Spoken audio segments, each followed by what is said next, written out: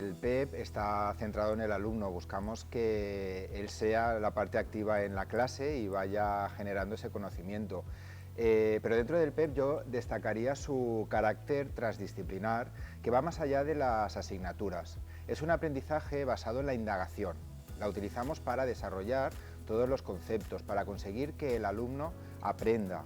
Formamos en habilidades. Lo que nos interesa dentro del programa PEP es que el alumno desarrolle una serie de habilidades a lo largo de estas unidades de indagación y que siempre actúe, que siempre estas unidades de indagación acaben con una acción que pueda ser individual o grupal, pero siempre que sea algo que mejore sus vidas y en consecuencia la sociedad. La indagación es el eje central del programa. El PEP se estructura en torno a 6 temas transdisciplinares que ofrecen la oportunidad de abordar temas de índole local y global y superar los confines tradicionales de las áreas disciplinarias. Cada uno de ellos se convierte en unidades de indagación, en las cuales los alumnos tienen la posibilidad de explorar ideas importantes, entender su pertinencia y establecer conexiones estimulantes y significativas. Deben de ser protagonistas y deben de tomar un papel muy importante y vivirlo en primera persona, este aprendizaje. Sin duda, esto es lo que más me gusta del PEP, y es que ellos son los protagonistas y viven la experiencia de aprender en primera persona.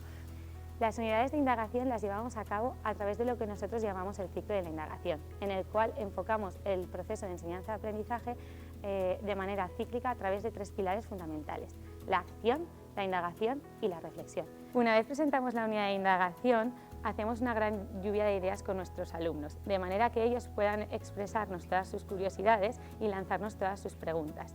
Una vez hemos recopilado todas ellas, las plasmamos en un panel que tenemos en clase y nosotros llamamos el We Wonder.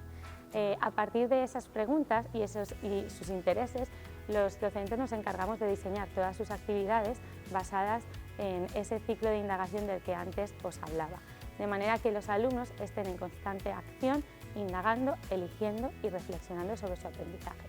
Nuestro papel como profesores dentro del PEP es acompañar a nuestros alumnos a lo largo de todo el ciclo de indagación.